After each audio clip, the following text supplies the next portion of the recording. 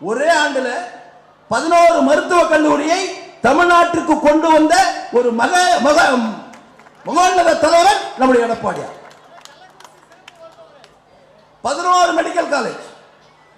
தமிழ் இந்தியாவில் எத்தனையோ முதலமைச்சர் இருக்கிறார், ஒன்னு கூட கொண்டு வரல. இவன் சொன்னா நம்மள ஸ்டாலின் அந்த திமுக தலைவர்லாம் சொல்லுவான், அடிமை அடிமை, பிஜேபி அடிமை.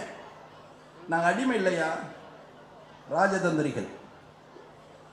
நீ அடிமை அடிமைன்னு சொல்லிட்டு இன்னைக்கு கல்வியில் 2500 கோடி ரூபாய் மத்திய அரசு கொடுக்கலன்னு சொல்லிட்டு இருக்கீங்களே. அதே மாதிரி 100 நாள் வேலை திட்டத்துக்கு 3796 கோடி ரூபாய் மத்திய அரசு கொடுக்கலன்னு பட்ஜெட்ல வருது. என்ன காரணம்? நீ ஒரு மாநில அரசுடைய முதலமைச்சர், மத்திய அரசு போயிட்டு வாங்கினல, உங்க அதிகாரி என்ன பண்றான்?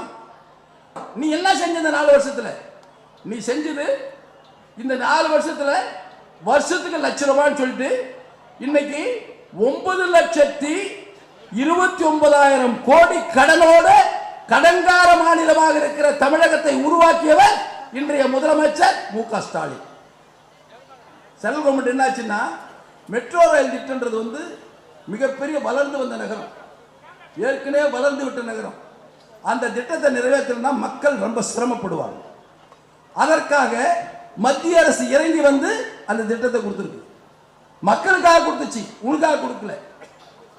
நாங்க மத்திய அரசை எங்களுக்காக கொடுக்கணும், அவன் கொடுத்துட்டான். அடிமை இல்லை.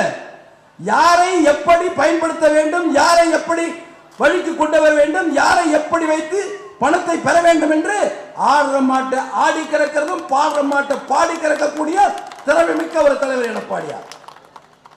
உன்னால முடியலையே, சும்மா தமிழ் தமிழ் பேசிட்டு இருக்கிறிய. என்னையா நாங்க இல்லாத நாங்க போராடதா?